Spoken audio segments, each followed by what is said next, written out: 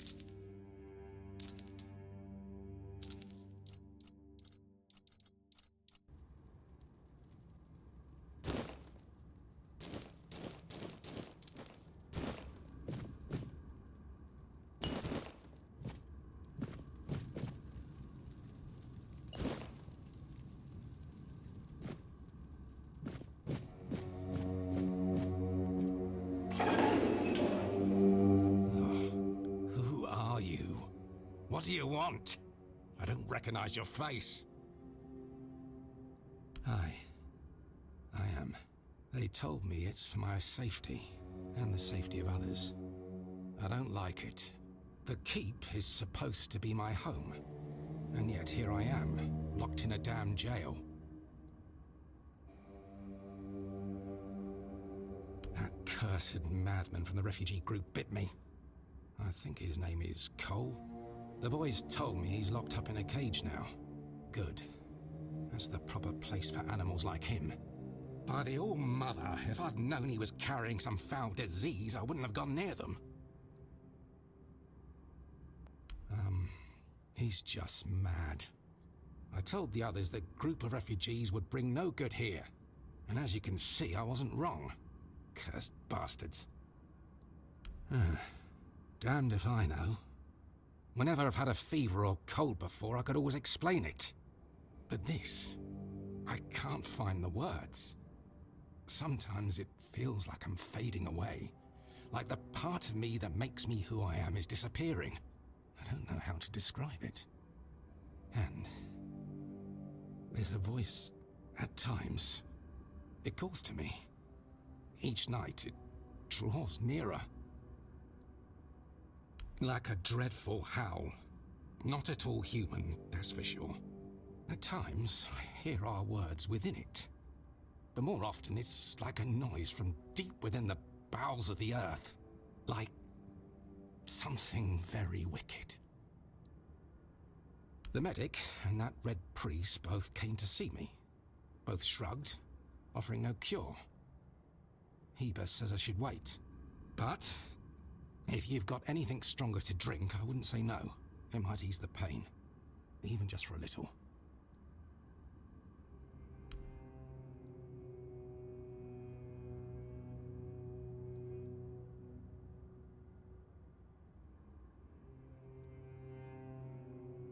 Thanks. That's really nice of you. Hold fast, and steer clear of those strangers.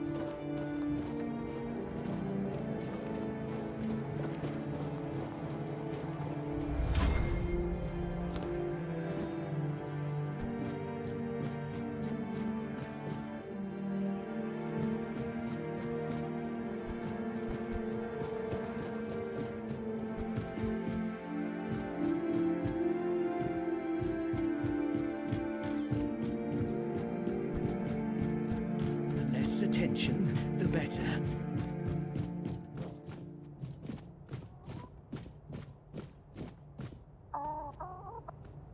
And?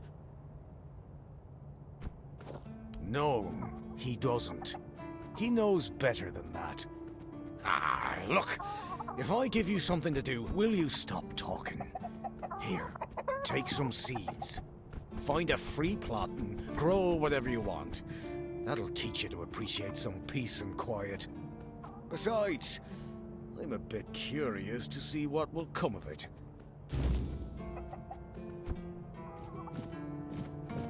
If I just stay put, everything will be just fine.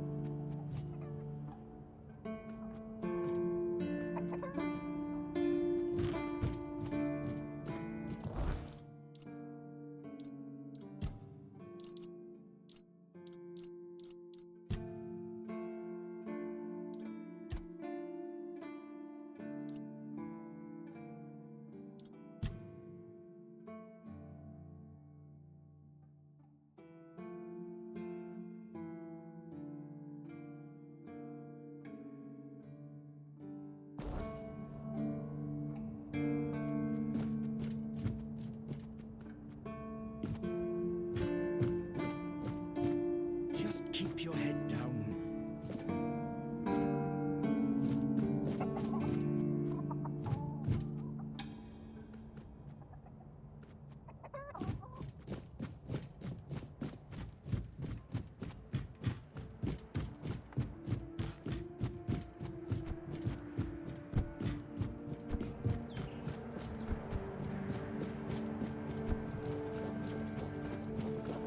Didn't expect to see you.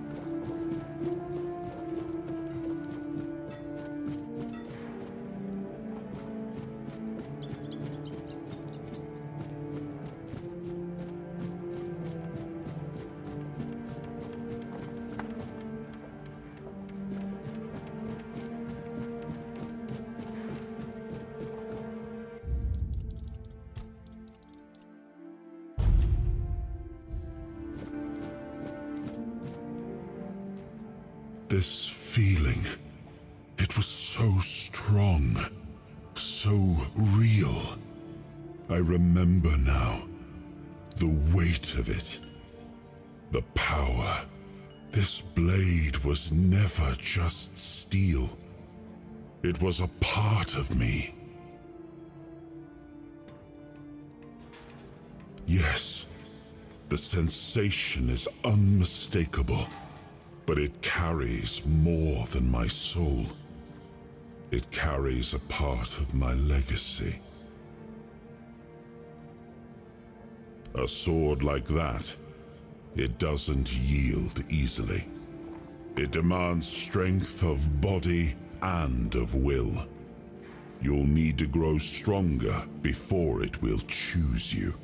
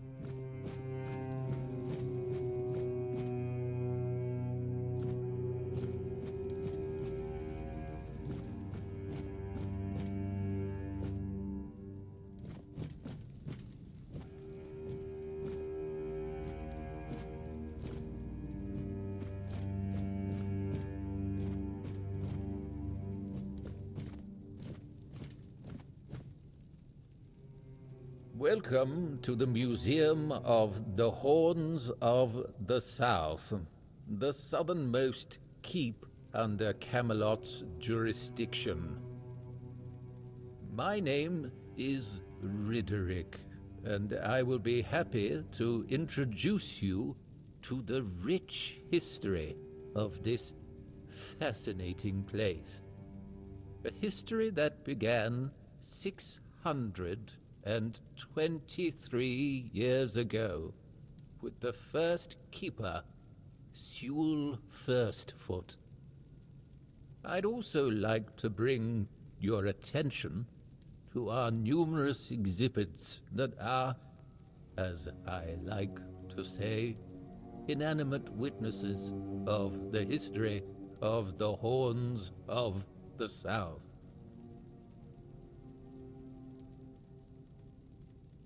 It began in the year 542. It is the crowning achievement of a group of keepers who were fascinated with Sewell Firstfoot. It took them years of tremendous effort to finally open an institution devoted to research and education, worthy of commemorating Sewell's great legacy. The first keeper of the museum was Gladwin Flanagan, who was personally appointed by Captain Berach the Black. I don't doubt it, since Sewell Firstfoot was a remarkable figure, well known to every keeper. Drawing on available sources, we can claim with almost absolute certainty that Sewell Firstfoot was the first man who ever set foot on the island of Avalon.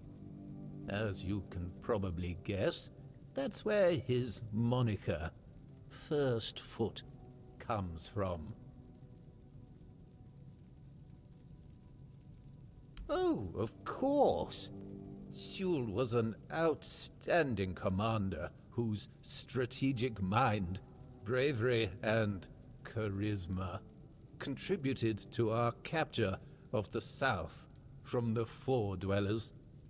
He was also the founder of the Horns of the South, so I can say with absolute conviction that if it were not for Sewell Firstfoot, we wouldn't even be standing here having this conversation. The museum holds a collection of 72 items of the so-called movable, tangible heritage. The collection includes big and small items that represent the world surrounding the keepers of the Horns of the South from the 1st to the 6th century of the Avalonian era. Here you will find militaria, craft tools, everyday objects, furniture, textiles, coins, religious artifacts.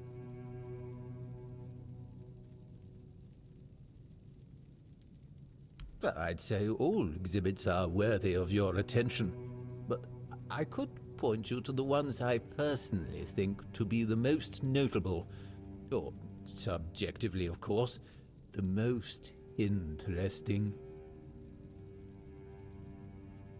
Those would be the items that used to belong to Sewell Firstfoot. We have his signal horn, and also his boots. Those boots were the first to touch Avalonian soil. What is also worth mentioning is the tableware used by King Arthur himself during his visit to the Horns of the South in the 15th year of the Avalonian era.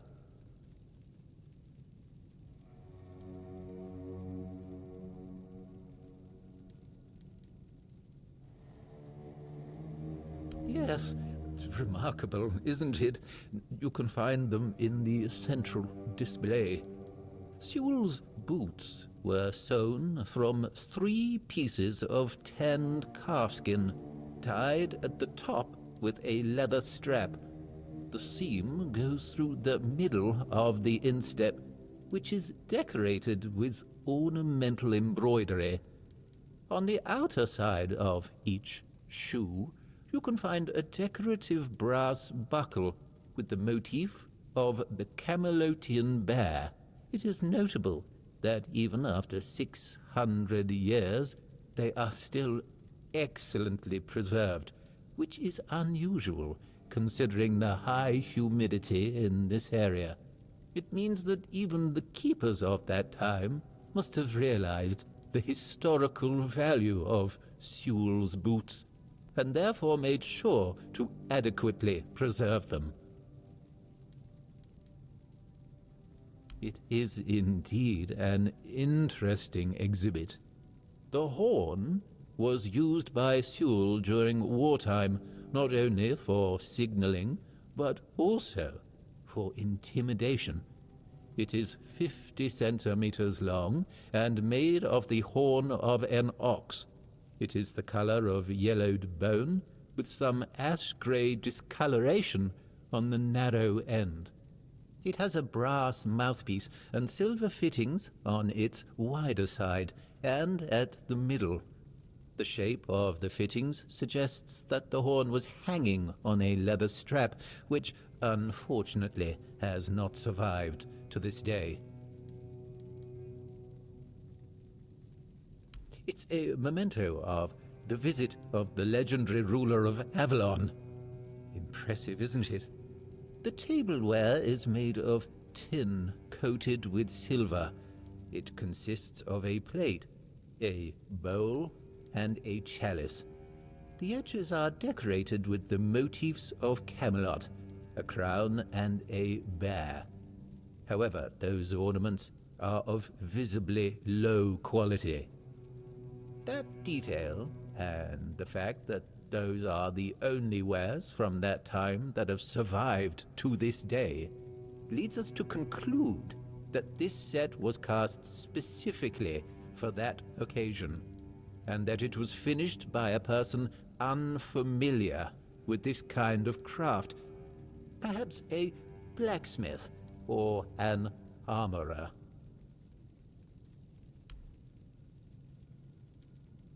Really? Do you mean it? Thank you. That's really nice to hear. I'm not used to positive feedback. Usually people only come here when they've had too much to drink and decided that it'd be fun to come over and start mocking me, or touching the exhibits with their greasy fingers. The last person who seemed to actually be interested in the museum was Lady Elaine. We talked a bit about Captain Lex and the trip that ended tragically in the year 513. It was described in The Last Voyage of the Andraste. An interesting read, although I'd say it should be classified as fiction. Lady Elaine thought differently. Apparently she's looking for the wreck of the Andraste. Can you believe that? Definitely. Personally, I believe that people gifted with curious minds should share their observations, for there's always a chance it will result in new developments. You should find Lady Elaine in the tavern, or somewhere close to it. Good luck!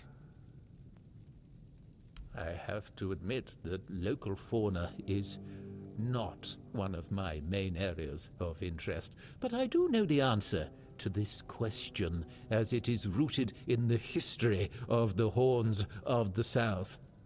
It used to be the case that a significant part of the daily catch was gobbled up by our troublesome coastal neighbors.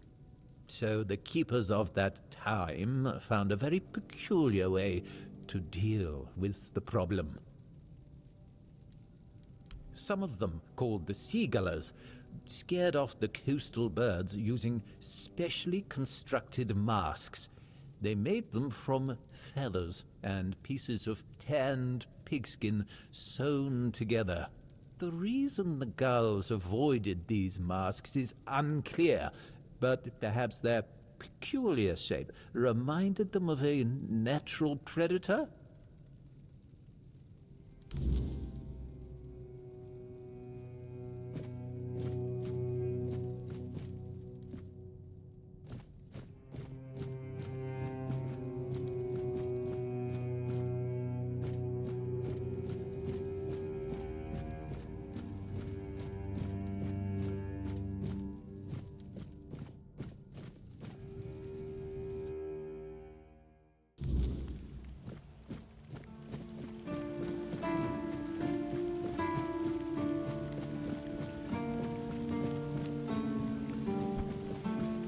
Sometimes it's nice to just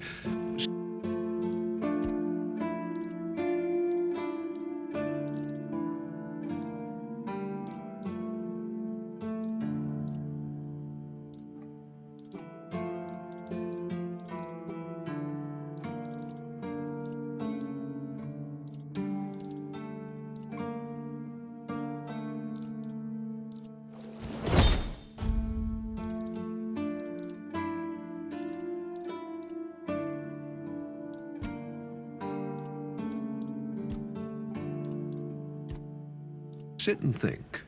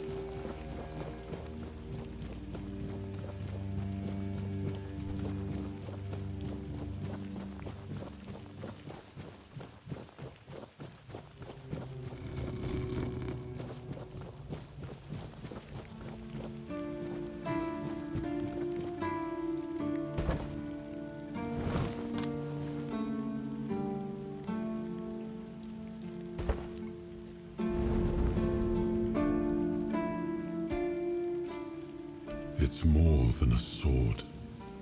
It's a promise. A blade that stands for unity, for strength, and for hope. It wasn't just mine. It belonged to Avalon. Every swing, every battle was fought for the land and its people. But Excalibur is also a burden. It demands more than just skill. It demands purpose. Without that, then it is just steel.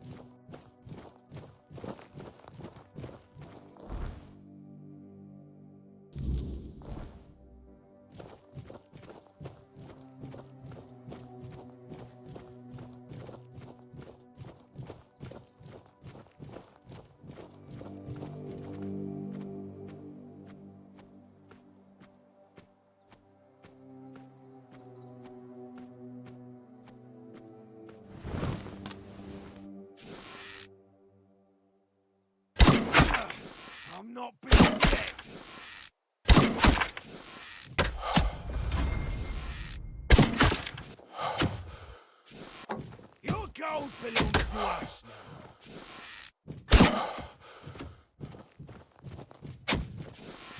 Your building's here.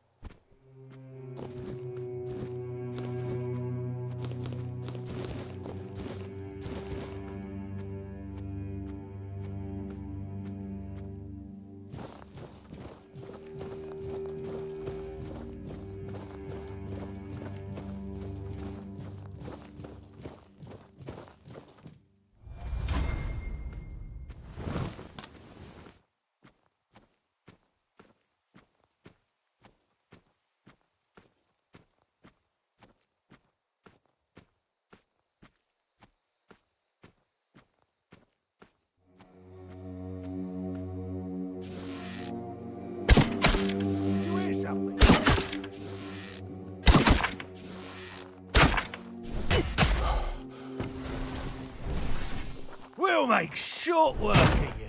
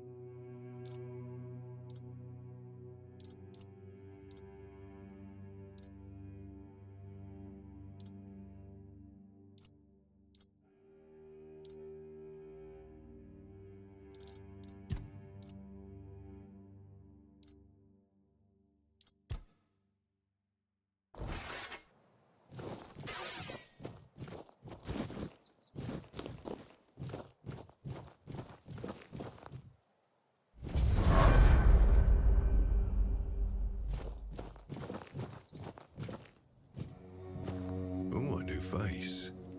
I haven't seen you before. It depends on who's asking and why. Nah, I'm kidding.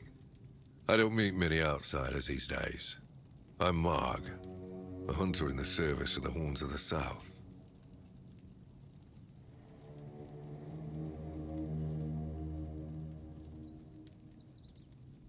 Everything is interesting around here. But ultimately, it depends on what you're looking for. No.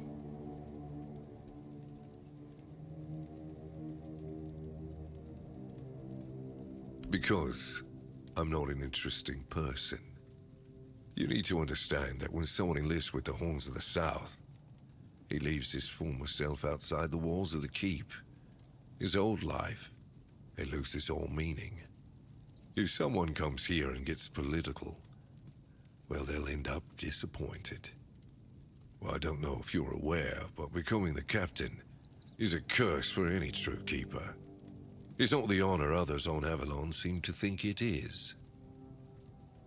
Because the captain answers to Camelot and its representative, Galahad. So every captain needs to get political, whether he likes it or not. And the current Galahad is a real piece of shit. He burns people under any pretext whatsoever, or none at all. He sows terror. I have no respect for the man. I'm self-sufficient enough not to have to ask for help. However, I suppose I could help you. I could share some things I found out during my hunts. I don't know what it is about this place, but even the dead hardly ever get any rest. Though I'll admit, it's getting worse lately. They keep emerging from the local cemetery in numbers greater than that small plot of land ever held. So I'm guessing we might have a necromancer on our hands. And here I thought after the Charred Conclave, we'd have more than 100 years of peace from them. Only every century or so. But even that's too often if you ask me. Something seems to draw them here. Well, it's probably all that death.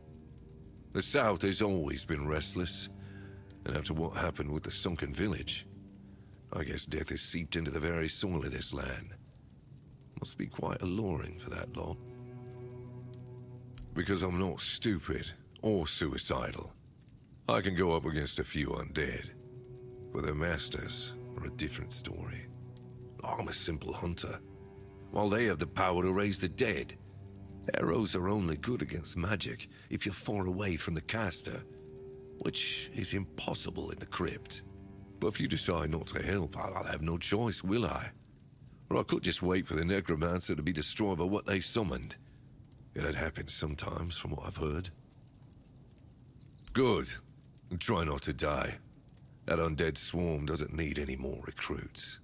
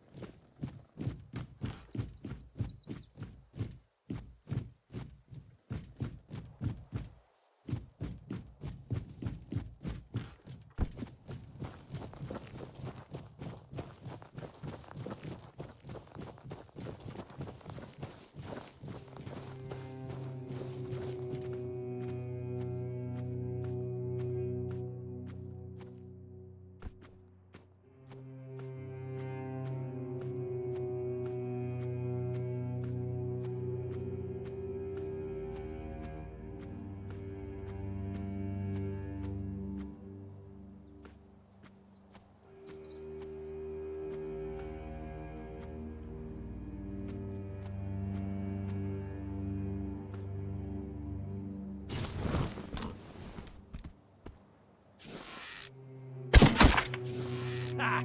That's what you've got. Your gold belongs to us now. Your money or your life. Give up now. Give up now. You're no match for our band.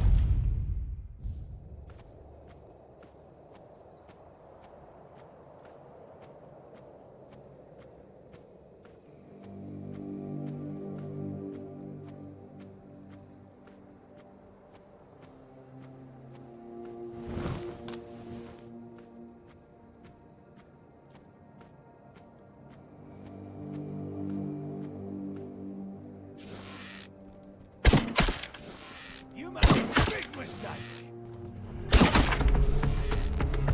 You're no match for our band. You're no match for our band. Your road is here. You're no match for our band. Your road is here. I'm not beaten yet. You'll regret this.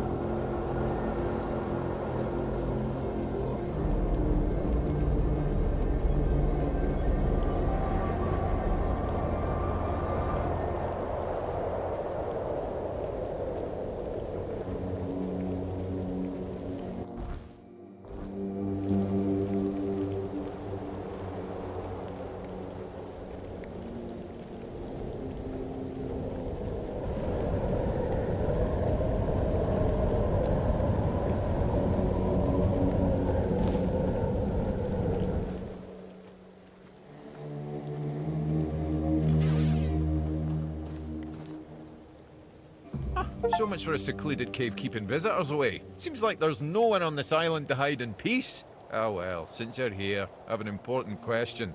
Do you have any food? I promise to answer all of your questions, no matter how annoying or asinine they might be. But first, do you have any food? Oh dear. Yes, food. That stuff you put in your mouth to make sure your body doesn't wither and die, you know? Fish, meat, vegetables, bread. Oh, some bread would be especially nice. But I'll take anything, really.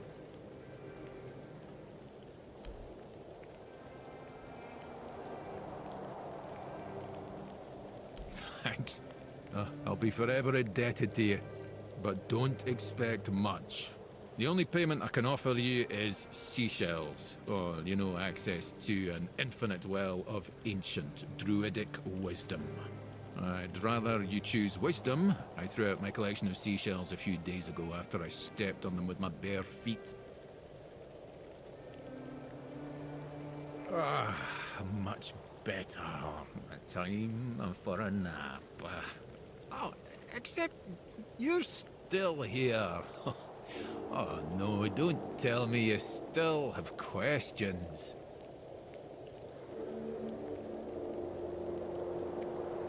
My name is Drest, and I am the local hermit.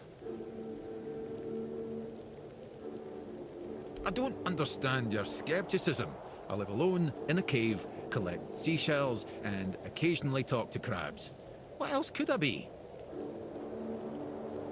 But didn't you know? There are no more druids. The mob rounded them all up, stuffed them into a giant wicker man, and lit a fire.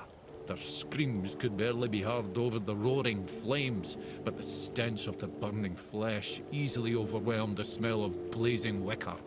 Its glow painted the sky in reds and yellows for the entire night. Don't be silly. How could I have been there if I'm here now? Some years ago? I'm not sure. I don't remember. Can we change the subject? I'm sure there are more interesting things we could be talking about. Well, I live here, obviously. Why not? It's a perfectly good cave, albeit a bit drafty and damp. Well, it could be better, to be honest, but we can't all live in mansions, can we? The same way you did, I presume. Am I? That's odd. No one ever accused me of that before. Well, I guess that's what living alone in a cave does to your conversational skills. Oh, you know what would be nice? A bath. I do miss baths. I suppose when someone says they miss the taste of roast pork, you tell them to go lick a pig. Anyway, show me the scroll. Yes, I see. Well, you should definitely follow the ritual. Just make sure you do everything exactly as it is written. I'm sorry, I can't tell you anymore, but it is essential that you discover it for yourself. Revealing the details would spoil the effect. The pursuit of knowledge often requires taking great risks. Now, off you hop. The ritual awaits.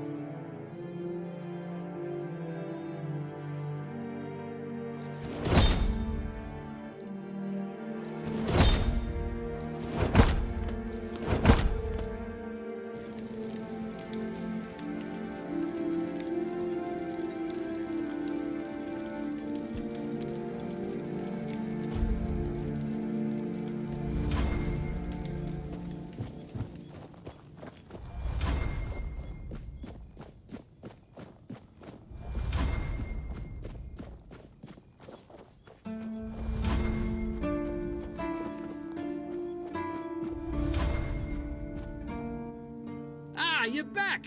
How's the remedy? Thank you. I'll finally be able to eat something. Here, take this as my thanks for your help.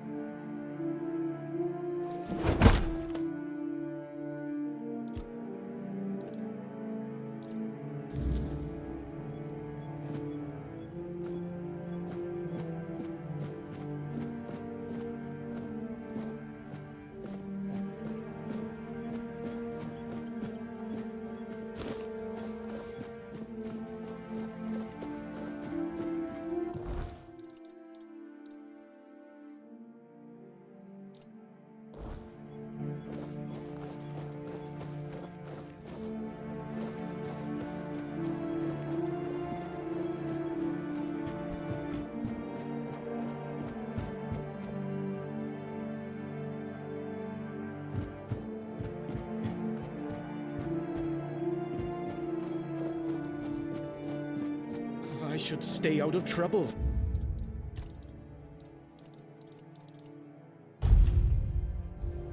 There you are, finally. Do you have what I need? A mask? Eh? Are you sure? Ah, whatever, sod it.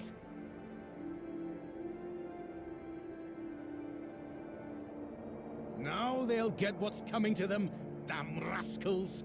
You can go now.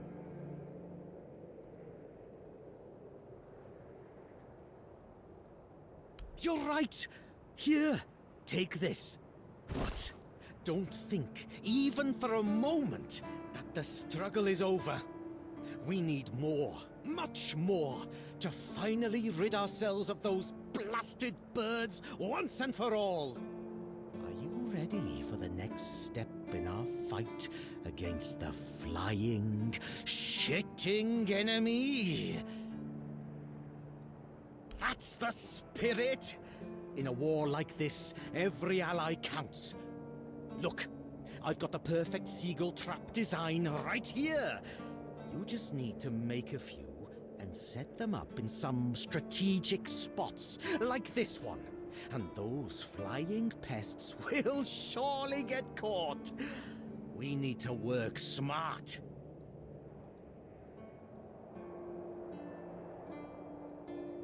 Go on then, and fight against the flying vermin.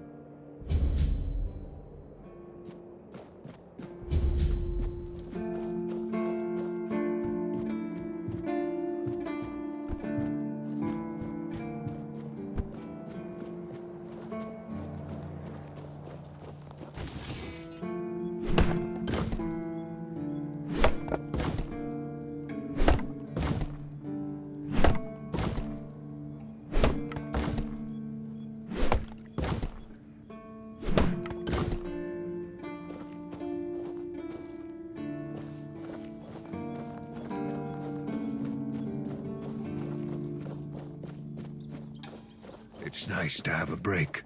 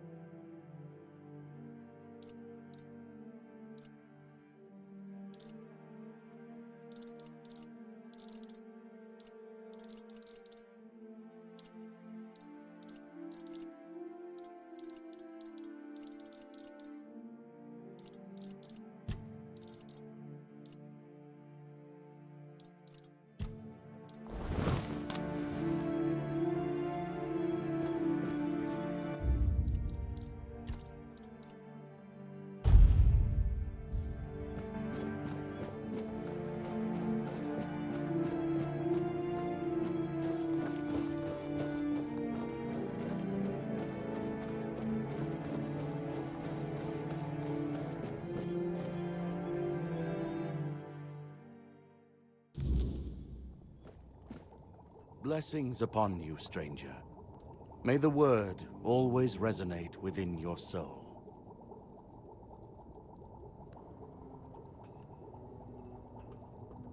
It's a sickness, a corruption, but also a mystery. Many of my brothers would call it a curse, a stain upon Avalon that must be purged. And yet, I wonder, did Kai not teach us that all things have a purpose? That even suffering carries wisdom? The weirdness twists and warps, yes. It consumes and it takes. But it also gives. Life grows in its wake. Strange and terrible, but life all the same. If we are to fight it, we must first understand it. And that is what frightens the Church most of all. Understanding. As prepared as any men can be against something they barely understand. Swords and fire will hold back beasts, but what of the creeping rot that twists flesh and mind alike? But there is one thing. The Excalibur they keep here. It has not been wielded in an age, yet the weird does not creep near it. Well, even as it rests upon its pedestal, the air around it remains untouched. The tendrils of corruption that strangle stone and steel refuse to claim it. The Keepers may not see it for what it is, but I do. There is power in that blade. Something ancient, something beyond the Church's teachings. And if it truly holds back the weirdness, then perhaps it was never meant for men alone. Safe? No. But safer than most, I suppose. But tell me, what is safety, truly? A stronghold? A weapon? A prayer? I've seen men with all three fall just the same. So no, I do not feel safe. But I do feel watched. And sometimes that is enough. Certainly, Kai's blessings know no bounds, but sometimes it's useful to seal them in a handy flask.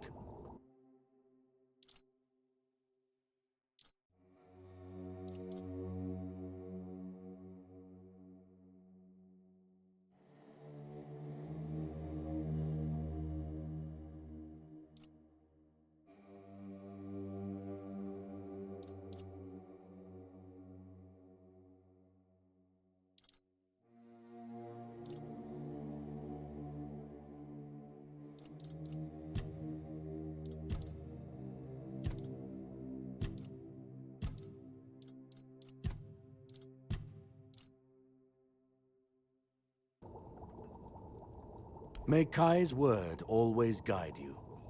In the word, you will find solace.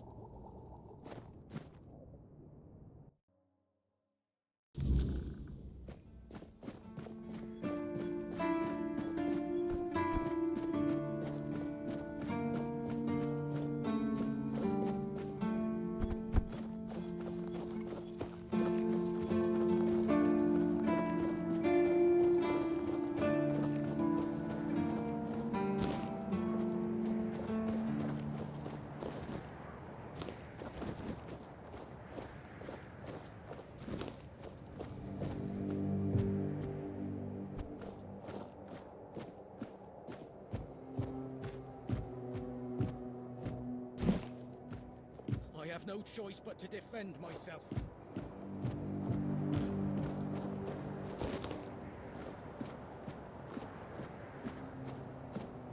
Hey. Hello. Are you also wondering why the heck we need them? Lighthouses. Why the hell are Dara and his workers pushing so hard to build the second one? Is one not enough? Is it because one is less than two and less is worse? I mean, two lighthouses next to each other are almost the same as one, and ships don't even sail this way anymore. Ah, symbolism. Yeah, maybe. Whatever that is. Aye, why would they? The waters are treacherous, so no ships. Storms and the weirdness are a deadly combination. Besides, who'd have the time to build or repair them? There are enough problems on the island. We don't need more. Well, not much going on here, as you can see. Things have been a bit different lately, due to the refugees. One was even hanged for theft. But I can't say much more as I wasn't there. If you're interested in the horns, you should visit our museum. You'll learn more about that fella, Swal, or whatever his name is. Aye, it's boring, but at least you don't have to pay to enter. But almost nobody goes there anyway. What do I think? As long as they follow the rules, they can stay. And if they don't, then they can hang. That's all. Folks are saying that there's some other group, probably more dangerous, not so far from here. If they come closer, well, that wouldn't be too good. You can stay here and serve. Sit in the tavern, drink and eat something. If you're looking for an adventure, you'll have to go elsewhere. There's always something happening out in the world. But you know what? Here in the south, everything happens late. It's a big world out there, and a small one right here. Gotta admit though, it does look pretty majestic.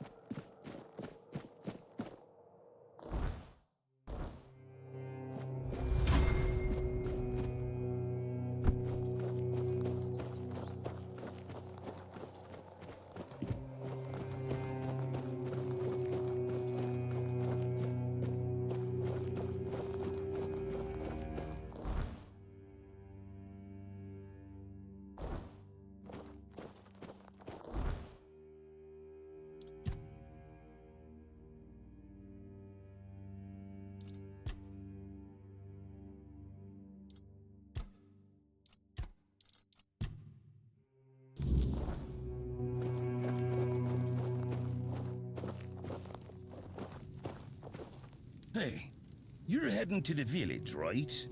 Tiernan should let you in. Take this medicine to my father, will you?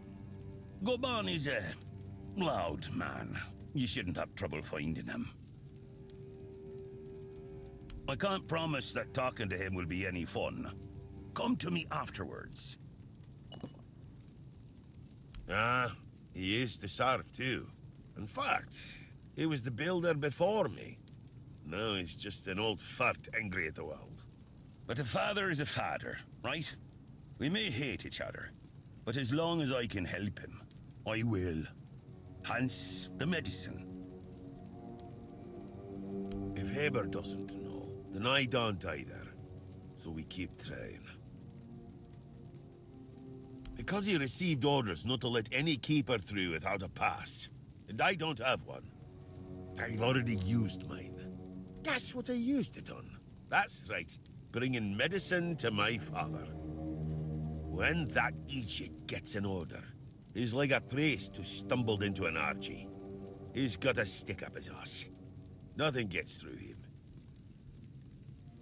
Not all keepers have been here their entire life, you know? He got me before he joined the Horns. Serves me right for wanting to find him, stupid son of a bitch. If only I knew what it would entail. I don't know. Following my old man here was all I ever wanted. Never saw myself as anything else. Tried picturing myself as a husband, a father once. But nah. I wouldn't know how to raise a kid. I'd just mess them up. Like father, like son, I guess. Well, no, of course not. We're not priestesses of the All-Mother. A woman can be an old crone and still devote herself to the All-Mother. But a man's got to have some fight left in him to be a keeper. Old enough to hold a sword, young enough to not break under its weight. We all got different roles around the keep, sure. But at the core, we're warriors. Don't forget that.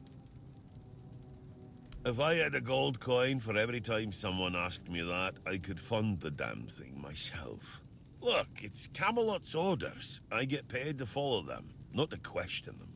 If they want to throw money at us to keep up appearances, that's their problem. I'm not about to stop them. Stay out of trouble.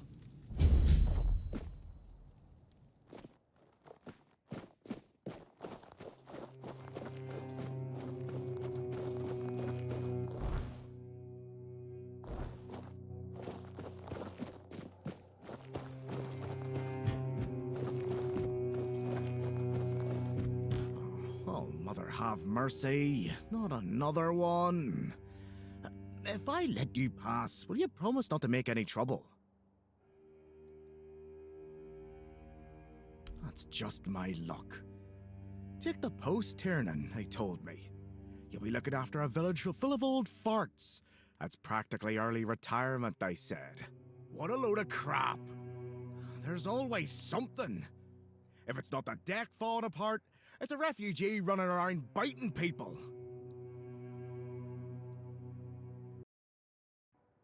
The deck? Nah, just old wood. Honestly, it's the least of my problems. But I've got no way to fix it. Dara's always busy with his lighthouse, and every time I try to do it myself, someone else needs me for something. I can't even sneak out to the tavern because last time some rich bint started complaining that everything here smells of fish. That's a seaside village. What else would it smell of?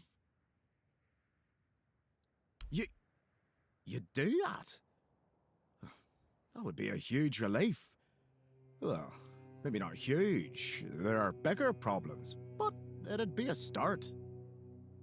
Truth be told, I don't know why they want it so badly. It's for boats. No one here even uses boats. But, well, you know how it is with old folks. Once they get fixated on something, there's no point in arguing. I'd pay if I could, but this was supposed to be my job. The budget's long gone. But if you're interested, I could teach you a thing or two about home decor. Not exactly standard keeper knowledge, but, well, we all have our secrets. Surprised? Can't blame you.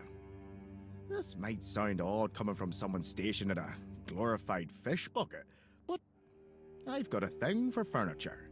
The only thing more mismatched than the barracks around here is my career choice. But, yeah, I like imagining places where things fit. Where chairs don't wobble, tables don't look like someone hacked them together with a dull axe, and beds, well, beds don't feel like they're plotting your murder while you sleep. Not exactly a secret I broadcast. Most folks see me as Tiernan the Grumbler. But, hey, we've all got something that keeps us sane, right? Mine just happens to be daydreaming about nicer chairs. Well, to be fair, he only bit one person. But it was a keeper. I know Mahone can be a piece of shit sometimes, but gods. Now both of them are sick, and Heber's got no clue what's wrong. Which is the only reason that refugee isn't dead. Yet. So, he's sitting in a cage. His wife's crying all day, and everyone's pissed. Meanwhile, I'm stuck in the middle of it all. Oh, she's a real piece of work, that one. Her name's Lady Elisa. Something. I don't remember. She came here with her husband. Poor man. I never heard him get a word in. You know, sometimes I regret not getting married. But if I had a wife like her, I'd just end up being a keeper all over again. No, not really. Fortunately.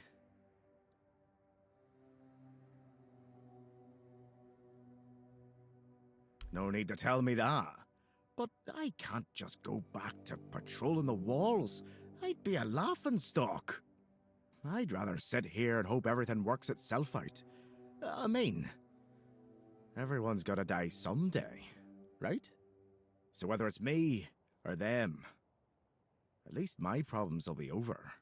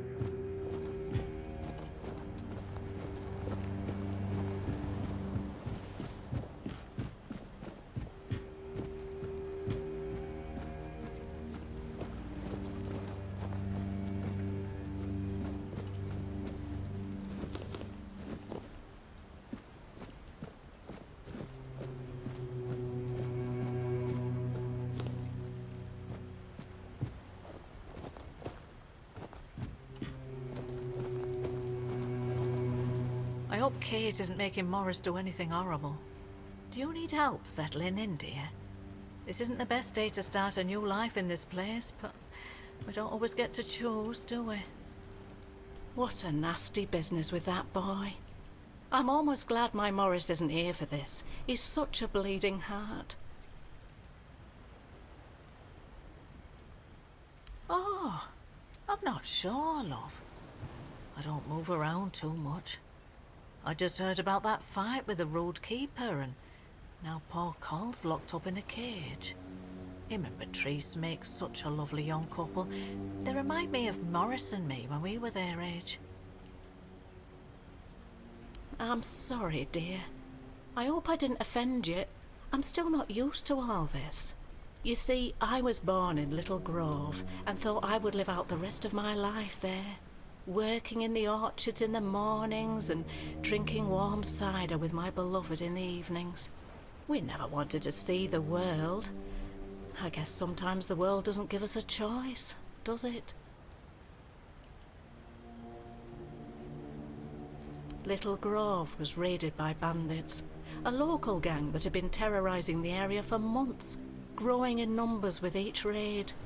Their leader, Bald Kate they called her, somehow got hold of a branding iron used to mark outlaws. After pillaging a village, she'd brand some men and women of her choosing.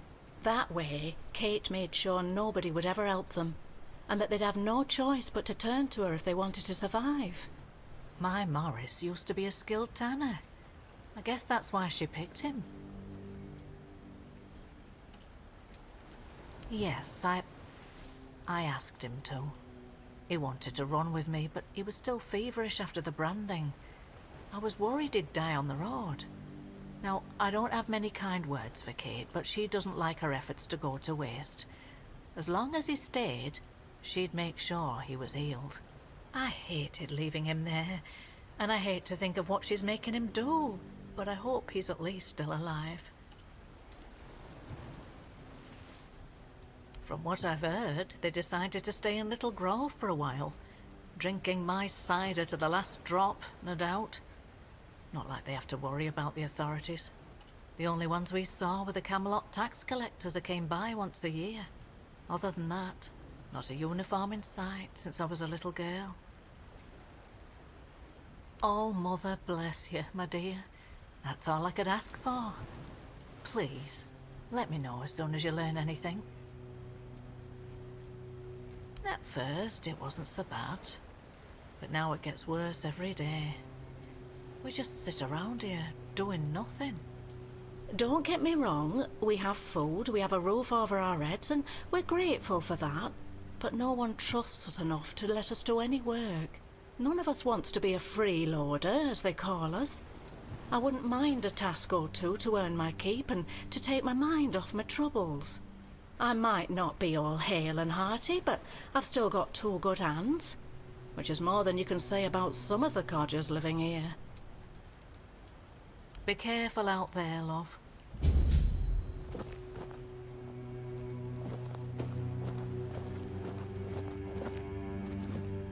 Still here, still breathing.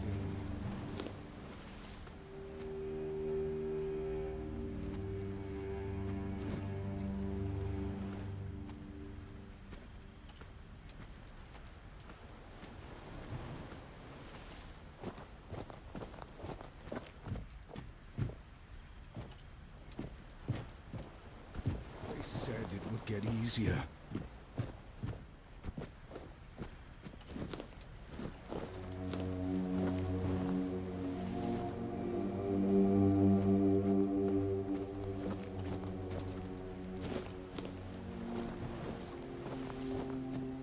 I've already told you I'm not going anywhere. If you want something from me, then... Oh. I don't know you. I'm Dugald. You're not one of us. And you're not local either. You could have chosen a better time to come here. Kind of poor ambience, if you know what I mean. Well, at least we have a roof over our heads. My boy Frank and I came here with the others. We left our village because... we had to. Well, I had to. But Frank is a good lad, so he came with me. I took him in, you know? Found the poor sod at the mill, sleeping in the hay. He was chilled to the bone back then. But I could tell he'd be a strong lad once he thawed out. He used to help out on the farm. He's young, but he already has a couple of tattoos. Tribal ones. Means he must have been cast out of the Del Rita. At first, the people in our village gave him dirty looks. But then they realized he wasn't a bandit. He was a good, hard-working kid. Then they started to treat him as one of their own. Frank is a quiet boy, and he doesn't talk much about himself. I feel like those days with the Reader are long buried for him. Almost like he never lived them. Roscree. Few shacks and a small field of grain. I was a miller back there. My daughter married a good, hard-working man. Eventually, I gave them the mill. Still helped around, but wanted to let the young folks learn how to work there. Then this kid, Frank, came along. Everything seemed to be going pretty well. Of course, something happened. Life here can't just be bearable. Oh no. Everything has to get screwed up somehow. That's the way it goes in this cursed land. My dear Trina and her bairn. They got caught by a weird beast.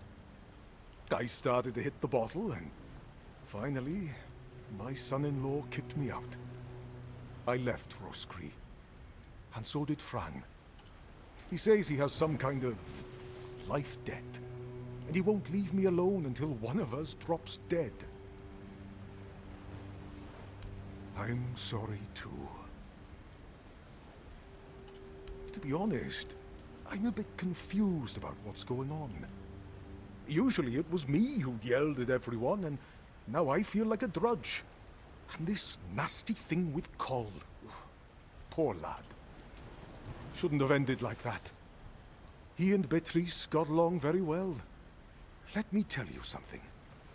When I saw all these wrinklies around here, I thought this place would suit me. But then all this shit happened.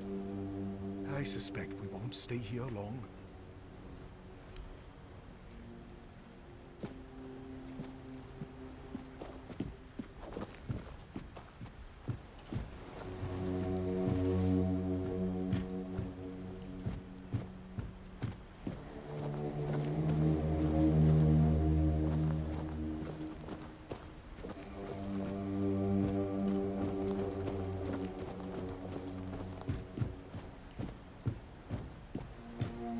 What's left for someone like me?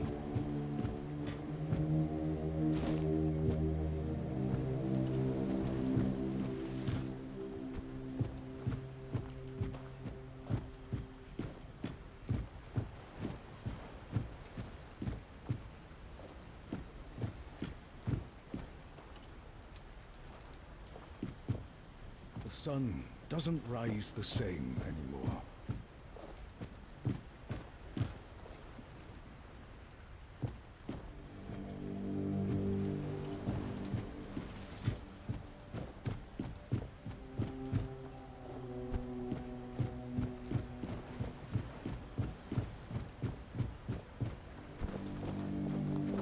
Nothing changes. Nothing ever will.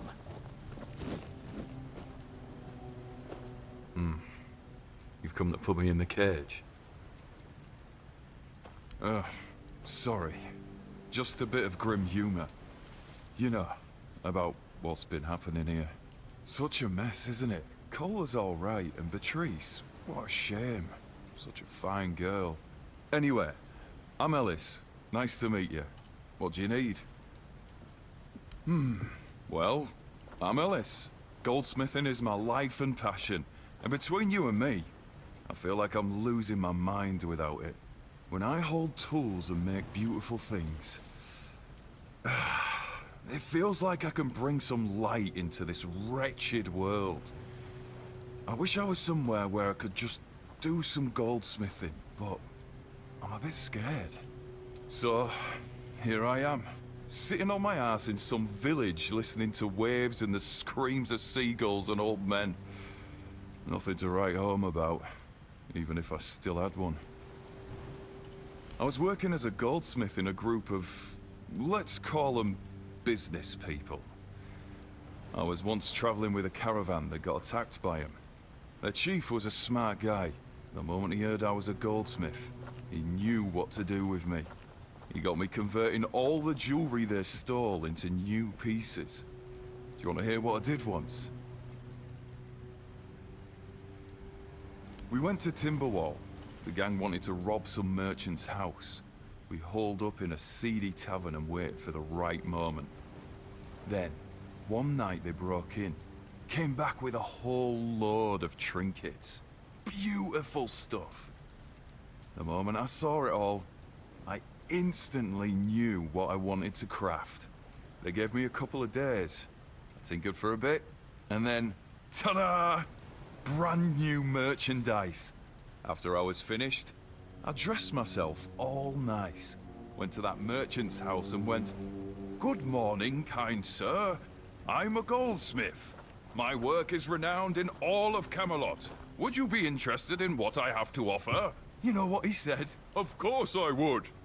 That nonce bought the entire lot, even though I inflated the prices like a street peddler. And when I came back, the others couldn't believe their eyes. I thought I was gonna keel over. I miss that.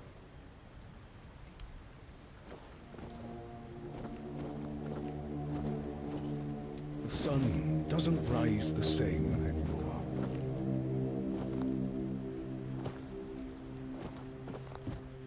Oh, it's you.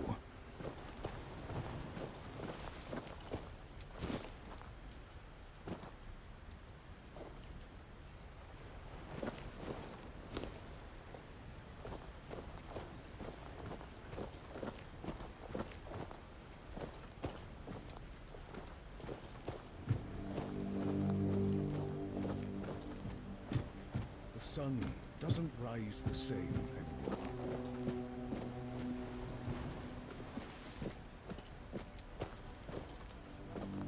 Something happened. Frang listens. I'm not from anywhere. Frang is attached to nowhere. I found a home with Dugald. I owe him a life debt. Frang was never a dull reader. Not without a name. Without a name, you are nobody in the tribe. Like me. And if that lasts too long, you must leave. I left and became Frang. Frang. A name, and not a name. Nothing happened to Frang. A stray, taken in by a miller. That's all. Frang cannot be a Dalriada. His mother was. But the tribe decided that he was not worthy of a name. That is why he is not of the tribes. Conquer. Wolf. Strong. Important name. Not seen in the south for a long time. Must be dead. A place without a leader. As I see it, it will finally fall apart. One way or another. There are no tales about a place that survived without a strong leadership. And it's not about kings, nobleshites, or chieftains. Titles are just words that pull the wool over a man's eyes. What's needed is a strong soul with a strong name. And their names mean as much as Frang's. Which is to say, nothing. Now they're a bit like Frang. Strays with no home. But Reese is strong, despite what happened with Cole. Ellis? He's funny. I like him. Rawson? I know nothing about her. And Dugald? A man who became Frang's father. He has my gratitude. Don't bother. Frang never met the Keepers, but the unnamed boy did. Once, a few of them, many years ago, we fought. The unnamed boy survived even though he showed fear. Shouldn't do that. The Keepers approached the camp of the boy's people. But that past does not belong to Frang. I'm Frang. The sun doesn't rise the same anymore.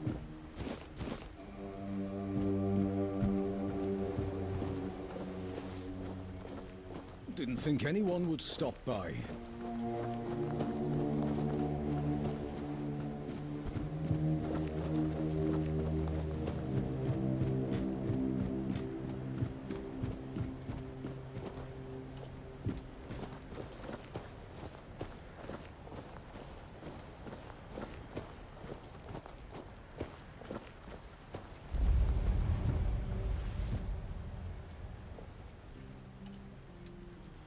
What do you want? To gawk at the beast? Well, I'll have to disappoint you. My Cole is not the monster you all believe him to be.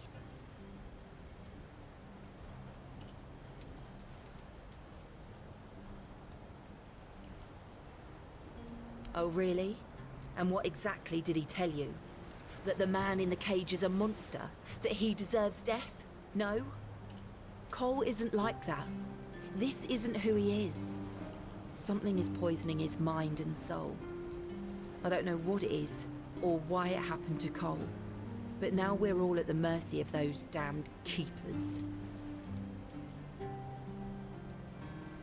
One evening there was a quarrel between our group, the villagers, and one of the Keepers. They'd had a bit too much to drink and let some comments slip. They hurled insults at us, saying there's no place for us here, that we should just get the hell out of here because things are hard for everyone. Hard? Sure. I bet that bunch of wimps wouldn't last a week outside. All they do is sit in that keep of theirs, thinking they're the defenders of justice. Well, Cole went mad. I've never seen him like that before. He attacked that keeper and bit him. It was serious, but the keeper survived. If it weren't for the other men from the village, things could have ended very differently. Afterwards, they chained Cole up and locked him in a cage. His condition started to worsen. They said a monster like him doesn't deserve a jail cell. Jail cells are for humans. Bastards.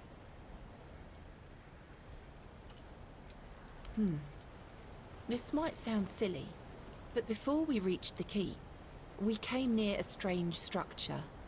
The locals call it the Arch Spire.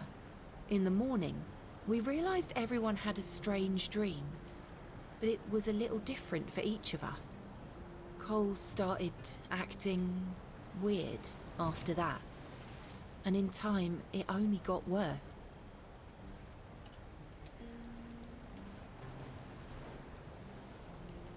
We set up camp near the Arch Spire. We hoped that bandits wouldn't dare to venture into a place like that. Well, now I know why we could have been right.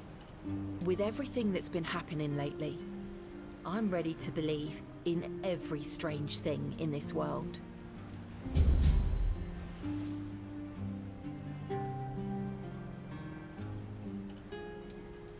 What? What? How dare you? Do you know the meaning of those flowers in that configuration? Revenge. Revenge, deception, and death. There's nothing nice about it, and I don't know if he did it on purpose or if he's just an idiot. But trust me, it's not a nice gesture. Thank you. For them. You are from nowhere, just like me. That's why I believe you. Take those flowers away, burn them, throw them in a cauldron, whatever. I don't want to look at them.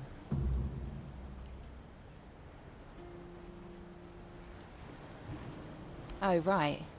I forgot to introduce myself. I'm Beatrice. As for me and Cole, well, we left Ree hoping to find a quiet place to rest for a bit. We planned to travel the King's Road toward Camelot. Well, here we are. We found our bloody Camelot. Cole is locked up and all I can do is shed bitter tears. Yeah, we grew up there. The village was built around a trade route.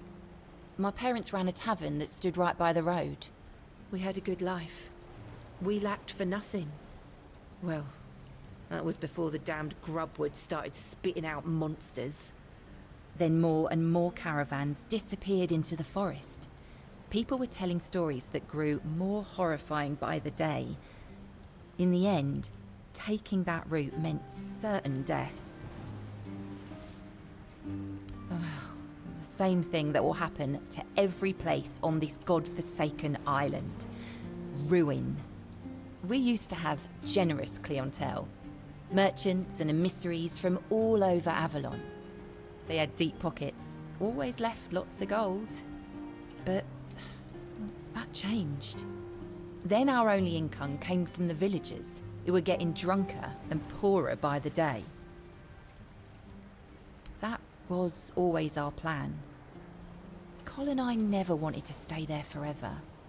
Beatrice and Cole from the village of Ree, that wasn't us. Yeah. I doubt I'll ever see him again. I don't think there's anything worth going back for.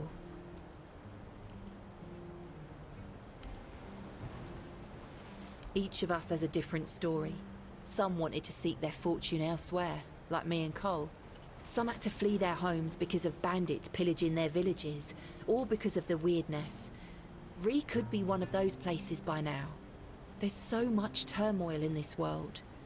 People can suddenly lose themselves, becoming a danger to those they once loved. 2 or 3 weeks ago, things were starting to get difficult. The supplies we brought with us were running low. A larger group of people is always helpful. There's always someone to talk to and share the work with. But it also means more mouths to feed, and more worries to deal with.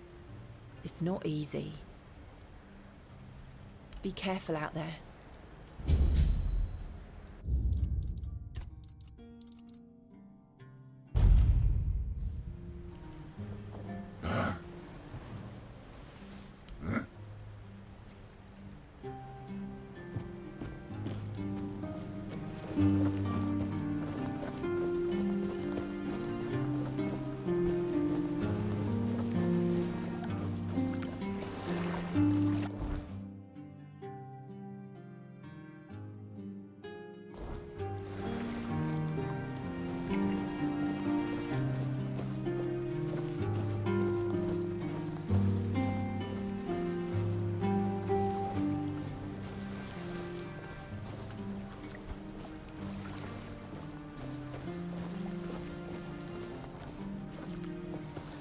buy something or bugger off.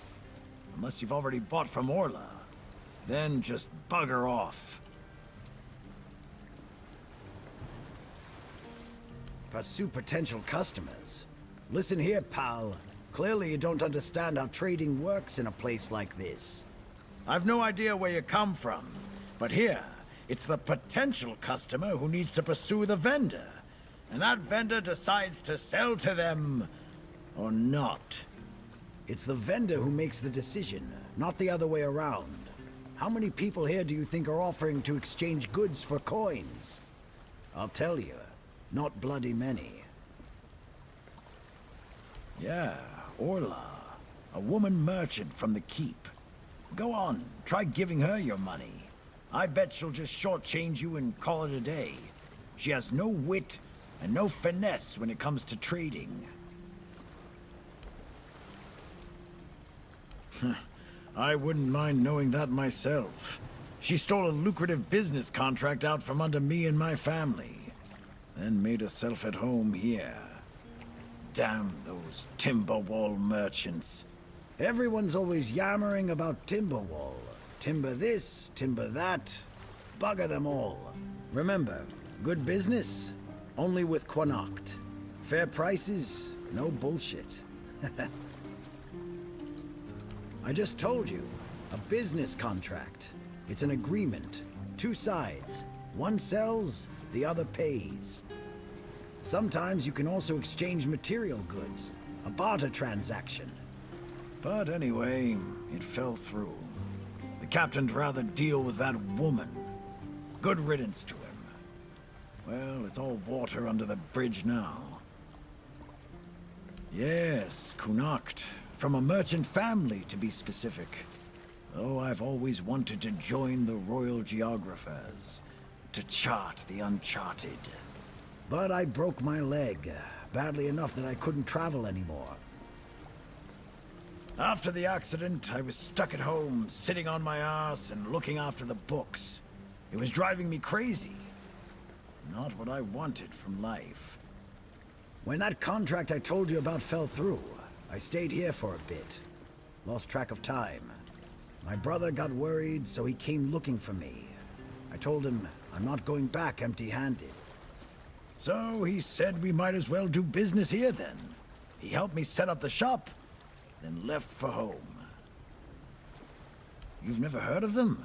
They're a guild of explorers, dating back to the age of legends. They travel across Avalon, documenting all the lost and forgotten places, crawling through hidden caves, discovering old ruins. That's what LSA and I dreamed of, though only one of us got to live it.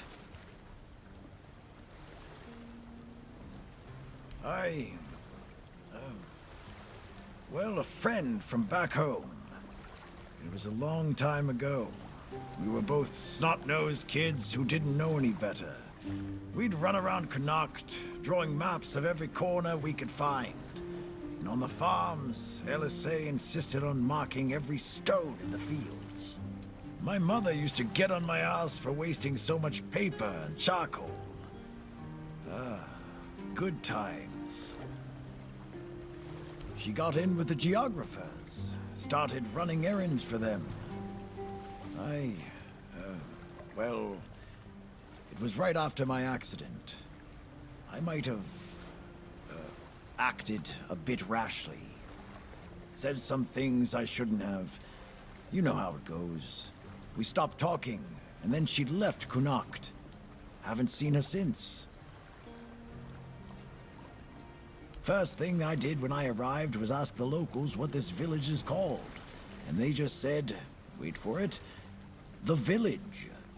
There's also a sunken village nearby. So I asked them what that one was called, and they said, the Sunken Village.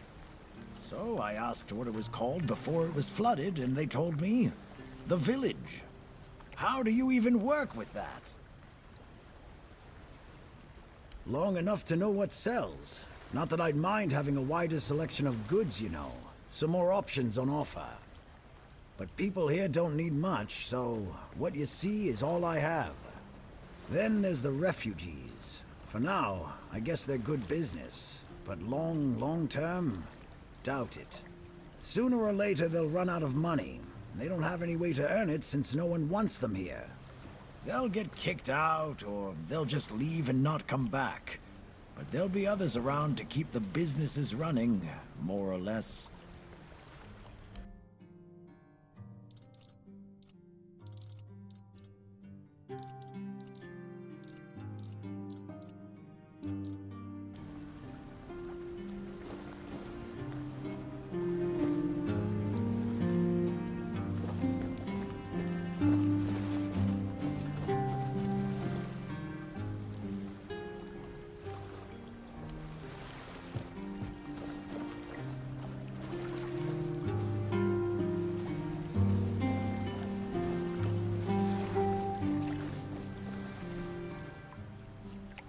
What do you want?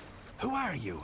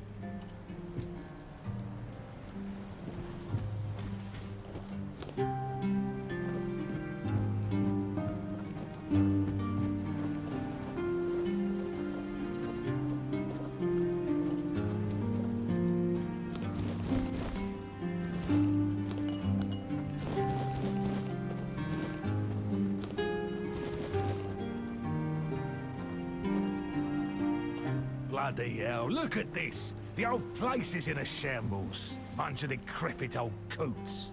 They do nothing but shuffle around, stare at walls, and sleep under leaking roofs. Can't even hammer a nail properly.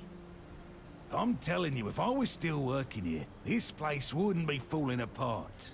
Ah, but I'm not. Oh, shite. I can't even stand to look at it, let alone live here. And who are you? What you want? You another one of Durar's freeloaders? I bloody knew it. Retirement my arse. It's shit. Never a moment of peace. At least when I was still working, there was always something to do. Now, so, what you want?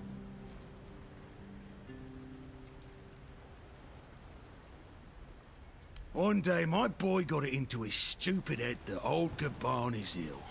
Bullshit! They're all telling me I should do something about it, or else I'm done for. I'll be dead as a doornail in no time. Ha! Like hell I will. I'm still here, ain't I? I've served my time. I've lived me life. And now you can all kiss my arse. So there.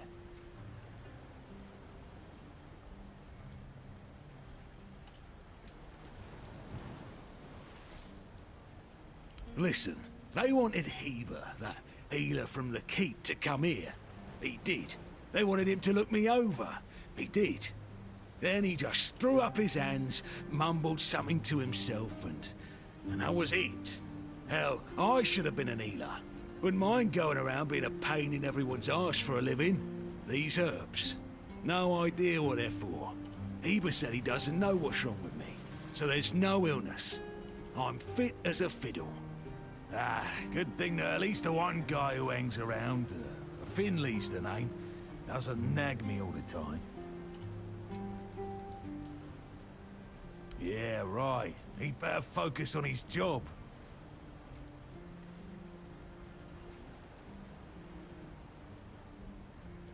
Oh, so many questions. How about a drink first, and then we'll talk?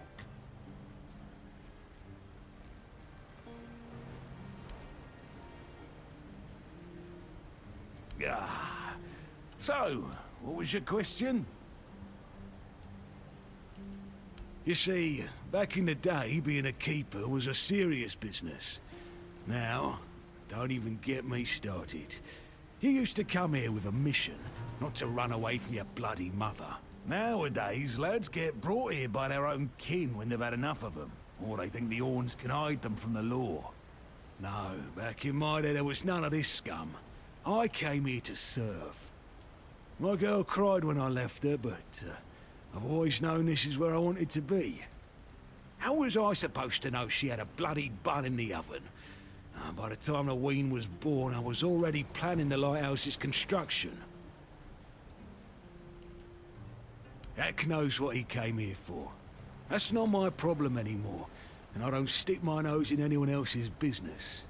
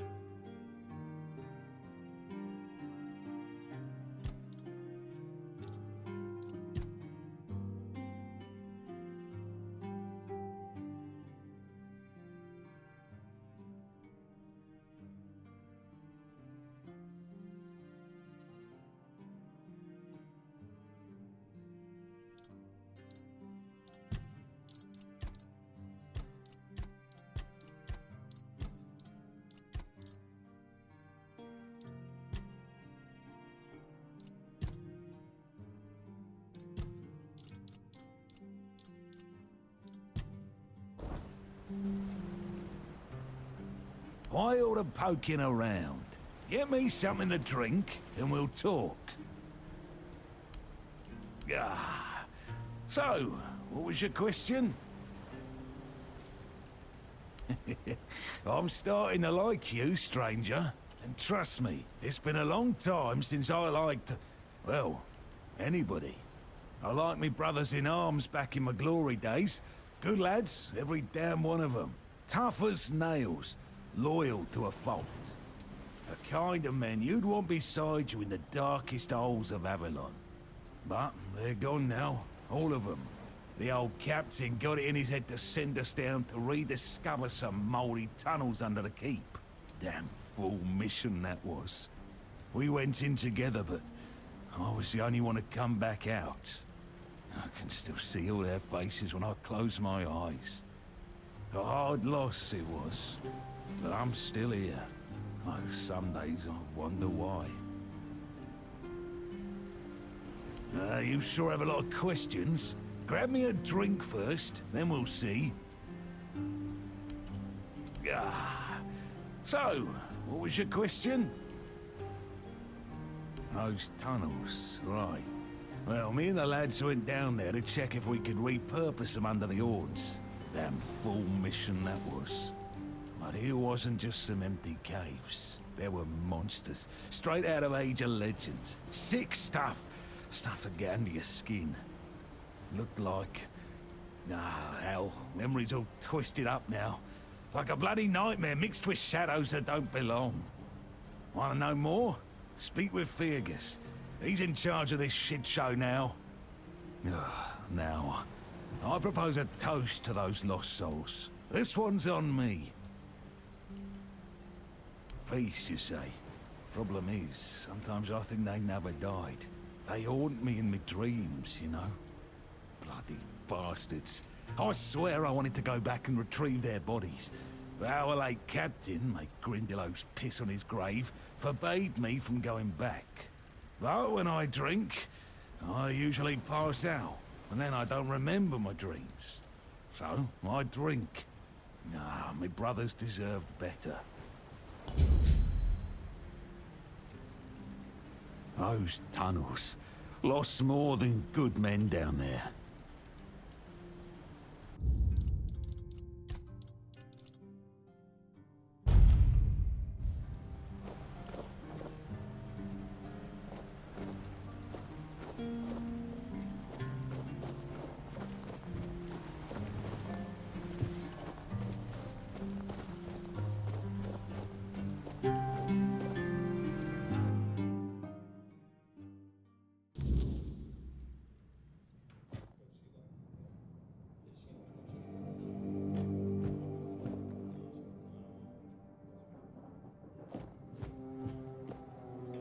Who are you?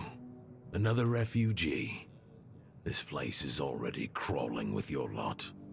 It's like a Camelosian privy after a feast. In my day, you only saw old, familiar faces round here. And maybe we didn't all love each other, but a local is a local. It was easier to share with others, even when you didn't have much. That's so. Fine. Whatever you say. But yeah, I could see that you don't really look like one of them. Just pass them through then. Shame it had to be now. Not so long ago, we'd have sat down and had a drink with the rest of the lads. Now I come here alone. I don't know. But you could put something on the table, and then maybe we can talk.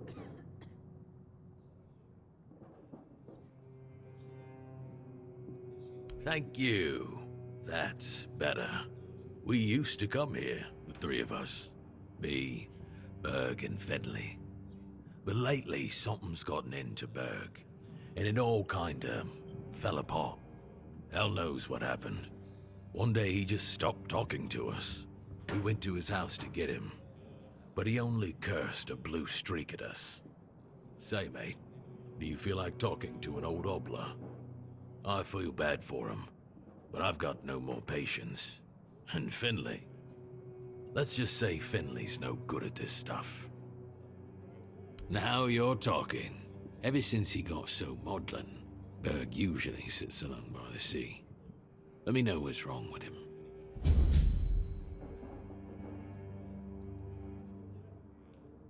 You asking me? They came here and made themselves at home. I ain't talking to any of them. Orderly. No damn rabble begging at the gates and eating us at a house and home. Yeah, back then, sure, civilians came and went.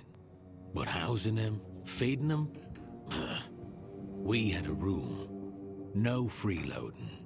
But I guess that went out the window, along with our pride.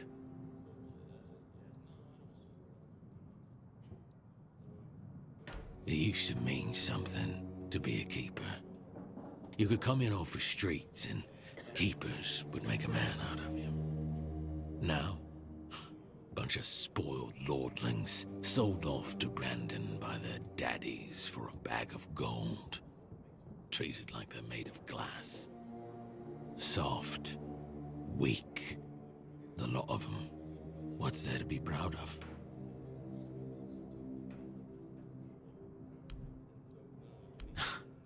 Do you see anything interesting around here? There's this tavern, and plenty of fish in the sea. Decent place to retire, but not much else. Well, if you're looking to sightsee, try the sunken village. Just don't let the locals tear you to shreds. That all?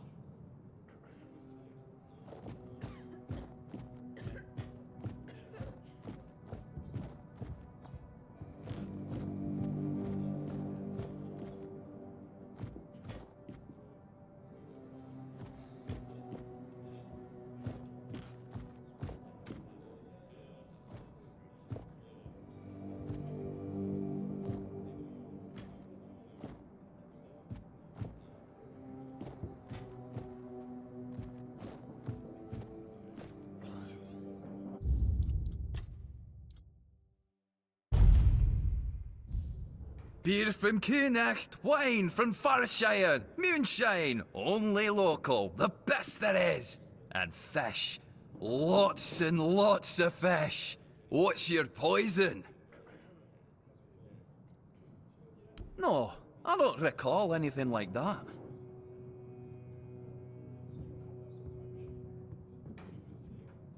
No, listen. I don't know what's going on, but I doubt any of the keepers had anything important on them. Half of them couldn't tell the quartermaster's seal from a pile of horse dung someone stepped on. But that means... no. Impossible. What if... Holy moonshine. I remember. Sigibald.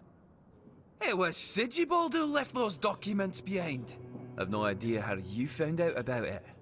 Sigi. He's dead. Taken by a fever.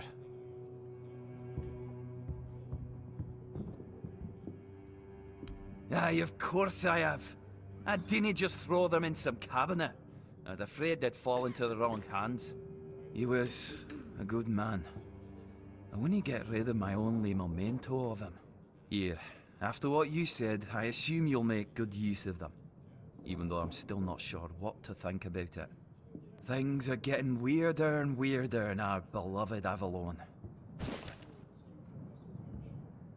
Well, he died like he lived, with a tankard in his hand. The boys always said Sigi was a friend worth 5 others. And he was. He was a prankster like no other. Once, he slipped a rotten egg into the quartermaster's dinner. Never a dull moment with him, that's for sure. No problem. Listen, if by some miracle you really talked with Sigibald, please, give him my warm regards. I don't understand anything anymore.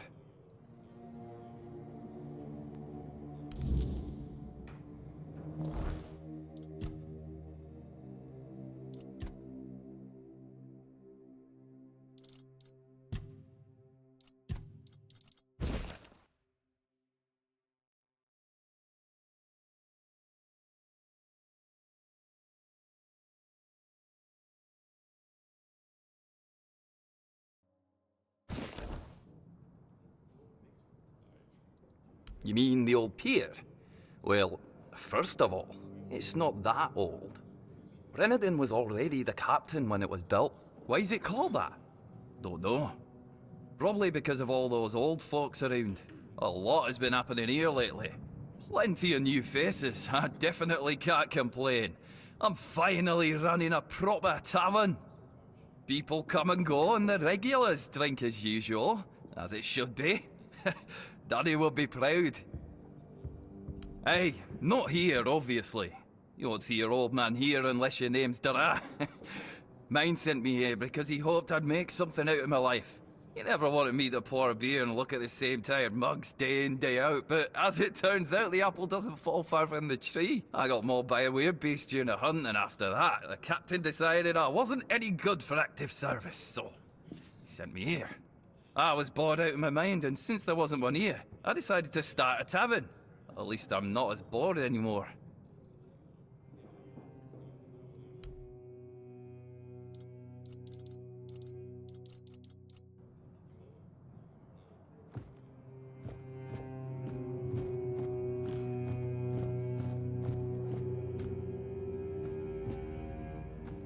Excuse me, could you get me a clean glass? And I mean clean, not just wiped 3 times with a dirty rag.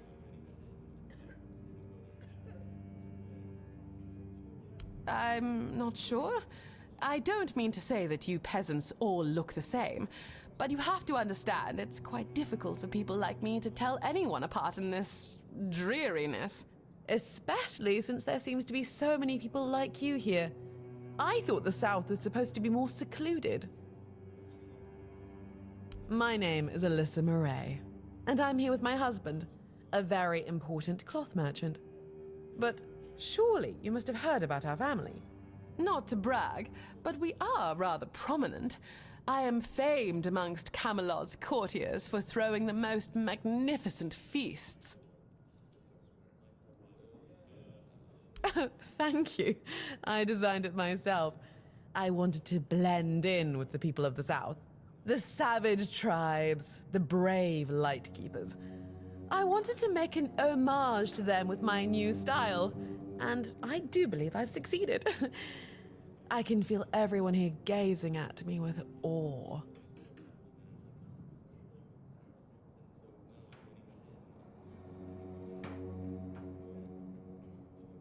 Give it a few weeks and everyone here will be trying to copy me. It happens in Camelot all the time. It's almost insufferable. Well, my Duncan is here on business, of course. A very important contract with the Lightkeepers. I decided to accompany him because I have never been to the South, and I've heard so much about its wild, untamed beauty. So far, it's turned out to be terribly dull. And the smell! It's like stale fish and sweat. Hopefully I don't have to suffer it much longer. Pray, tell me, do you know anyone here who would run a small errand for me? Oh, nothing major. You see, I've had my eye on this beautiful abandoned estate overlooking the sea. It's not very far from here, but it's far enough away from all this rabble. If we stay here for a while, I need a place for myself.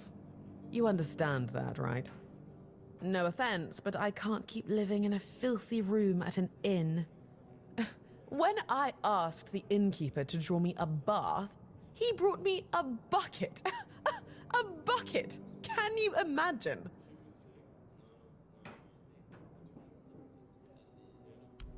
Finally, someone sympathetic to my plight. My Duncan has been heartless about it. He just keeps going on about how I was the one who wanted to come here. He told me to deal with it. Can you believe that? The nerve of the man.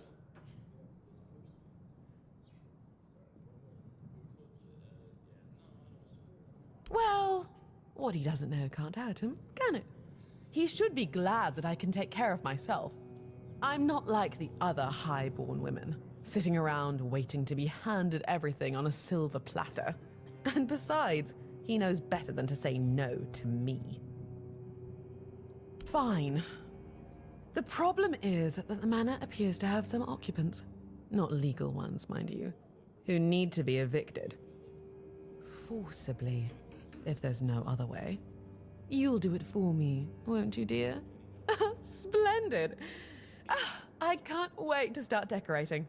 Maybe something nautical, to go with the sound of the waves crashing on the cliffs? Or do you think that's a trifle trite? The people here have been staring at me. I know I must be a novelty for them, but I'm starting to feel uncomfortable. So, have you managed to get rid of our little problem yet?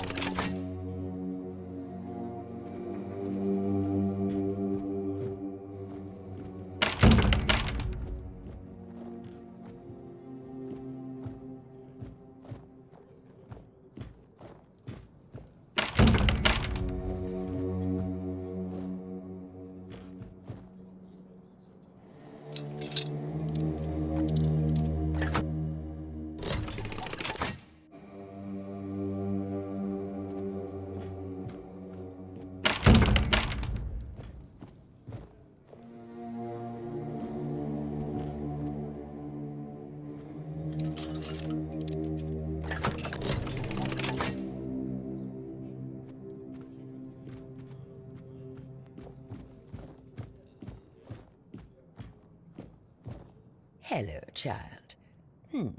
You look competent enough. I can see that you're not of noble blood. Oh, no need to tell me that. I've tutored the children of aristocrats from all over Avalon. Fortunately for you, my opinion of them is not particularly high. Oh, and you don't look like one of the locals. Are you a visitor? Or an adventurer? You can talk. Now, I'm sure we'll get along. My name is Lady Elaine. I oversee the Farshire Library, the greatest collection of books in this part of Avalon. Oh, biding my time, until a brave adventurer with a death wish comes along and asks if there's anything they can help me with. Oh, surprising. I'm looking for someone who will help me find a certain artifact. So, are you interested, child? I came to the Horns of the South because I found a fascinating book. It referred to a certain object, a figure most likely, which has the ability to dispel the wordness like a menhir can. Apparently, it can be found on the ship called Andraste, which sank over 100 years ago somewhere in this area. However, when I asked those nincompoops about it, they just laughed at me. They said that the Andraste wasn't carrying anything of value, and even if it was, they wouldn't freeze their butts off in those chilly waters. The Last Voyage of the Andraste by Elvis the Lightkeeper. He was one of the more notable keepers. In his waning years, he became an adjutant to Captain Lex. But it's best if you read it yourself. You can read, can't you? But just be very careful. This is a very rare publication. Read it very carefully, and after you're done, come to me, and I'll tell you more. A deal? And they say young people don't want to learn anything. Come on, chop, chop, chop, get to reading.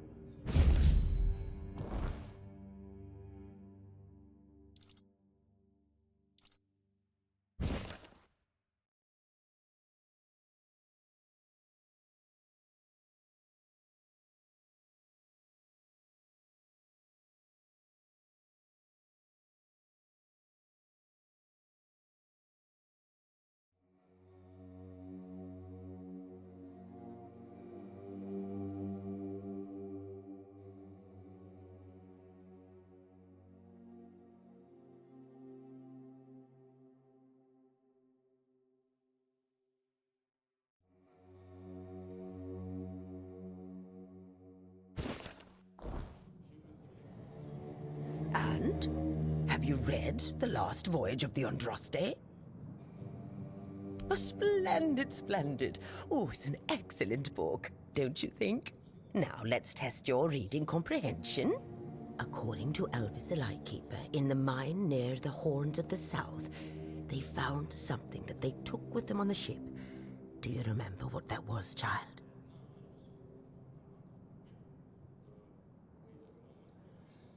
That's right. This is the artifact I'm looking for.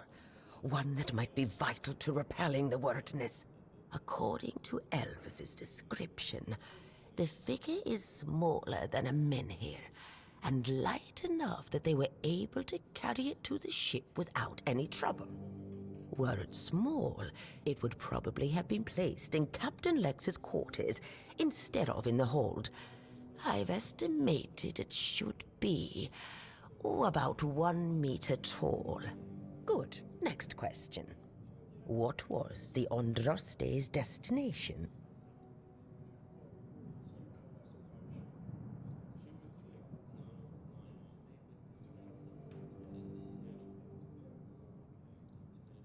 Correct. Be very careful with what I'm about to tell you. But some believe that the Red Priests are dedicated to studying the wordness instead of the Red Death. Captain Lex must have thought they'd pay him generously for a Four-Dweller artifact. Last question. What sank the Andraste?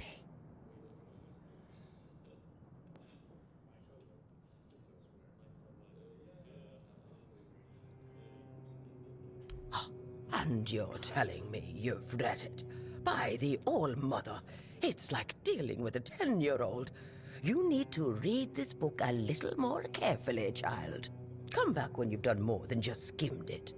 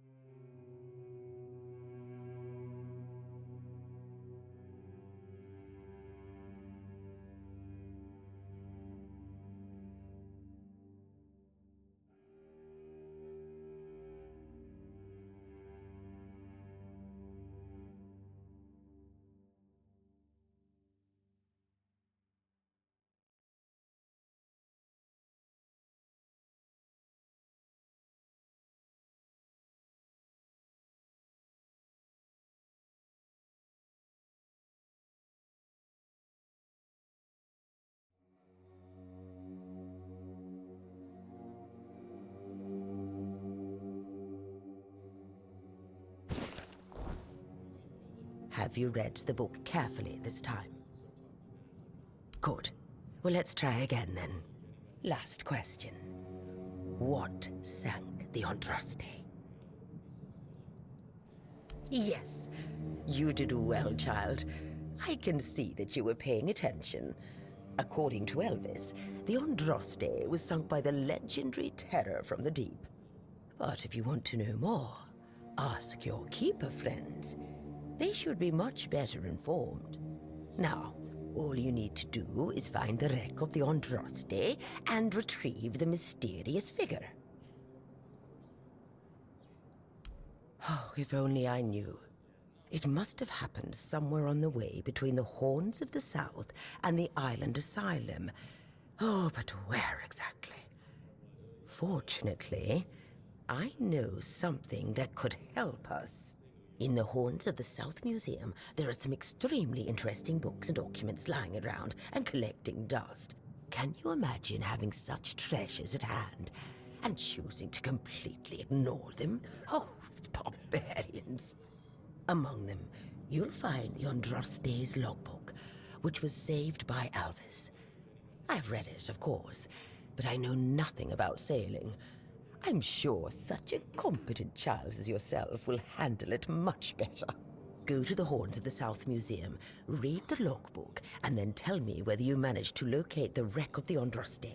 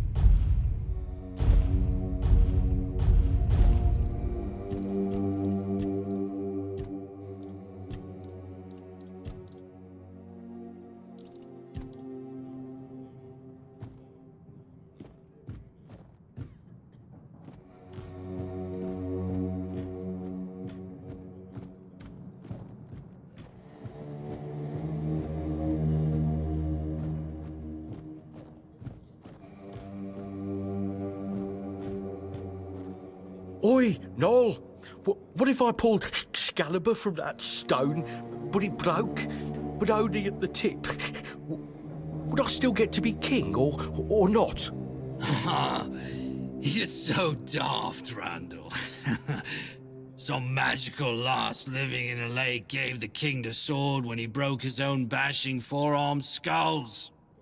So, the one in the stone, what's that called? It's not Excalibur, is it? Nah, the one in the stone was called, don't know. Sword in the stone, I guess. Sod it. Whatever. So, if I pulled the sword in the stone from the, stone, and it broke, but only a little, would I still get to be king? What? No. You'd have to pull out all of it. Only the one who pulls out the sword gets to be king, yeah? Not the one who pulls out a bit of the sword. Wait, but if you have a sword and it breaks, do you tell everyone that you have a sword or that you have a piece of the sword? Besides, you can always take it to the smith and he can fix a new tip. But if he fixes a new tip, it won't be the same sword. Are you off your knocker? How's it not the same sword? So, what is it now? A ploughshare? A shit share. Listen, just listen to me. You've got it all wrong. You've got a sword, right? And then the tip breaks off, so you attach a new one, right? But then, let's just say it breaks again. That's one shitty sword you have there. Now, listen to me. Now, damn it. It breaks off, so you fix it with a new piece again. And then it happens again, and again, and again. Until you finally get yourself a whole new blade from the smith. So get this, if the whole blade was replaced, is it still the same sword? Well, no, it isn't. There you have it. You just need to be, what's the word? Rational. Fine. Now let's have a drink. My throat's drier than a priestess purse. See, now you sound rational.